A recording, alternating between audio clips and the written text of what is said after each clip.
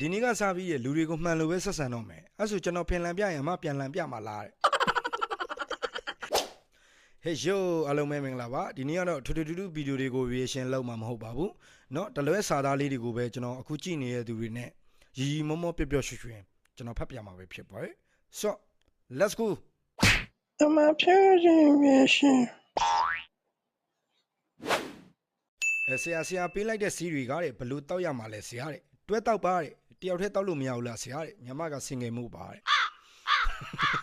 ဟုတ်တယ်နော်တယောက်တည်းတောက်လို့မရဘူးစင်ငယ်ဆိုတောက်လို့မရဘူးနော်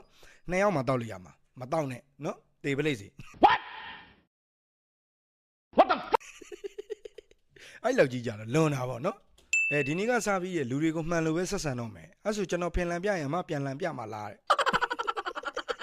တခါတည်းတန်းဘလော်သွားတယ်နော်တထေးကိုဘောစီလို့ခေါ်လို့တဲ့တထေးမကိုတဲ့